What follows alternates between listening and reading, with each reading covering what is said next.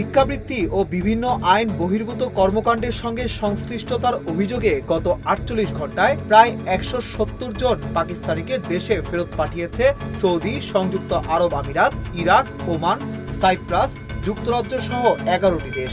স্থানীয় সংবাদ মাধ্যম জিও নিউজের প্রতিবেদনে রোববার এ তথ্য জানানো হয়। এতে বলা হয়, এই ১৭০ জনের মধ্যে সবচেয়ে বেশি সংখ্যক ফেরত এসেছেন সৌদি আরব থেকে।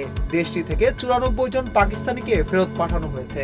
এদের বিরুদ্ধে ভিক্ষা করা, মাদক চোরাচালান ও বিক্রি, অবৈধভাবে বসবাস, কোনো স্পন্সর বা পৃষ্ঠপোষক ছাড়া কাজ করা, কর্মস্থল থেকে পালানো এবং চাকরিতে নিয়োগ চুক্তির শর্ত ভঙ্গের অভিযোগ রয়েছে। এর তালিকায় দ্বিতীয় স্থানে আছেন মধ্যপ্রাচ্যের অপর দেশ সংযুক্ত আরব আমিরাত থেকে আসা পাকিস্তানিরা।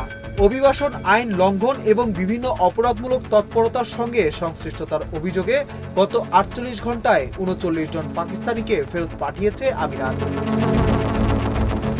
এছাড়া মানব পাচারের সংশ্লিষ্টতার অভিযোগে ওমান থেকে ৩ জন, ইরাক থেকে ৯ জন, ইন্দোনেশিয়া থেকে ৪ জন, মৌরিতানিয়া থেকে ৫ জন, যুক্তরাজ্য, সাইপ্রাস এবং থাইল্যান্ড থেকে যথাক্রমে ১ জন করে পাকিস্তানিকে ফেরত পাঠানো হয়েছে।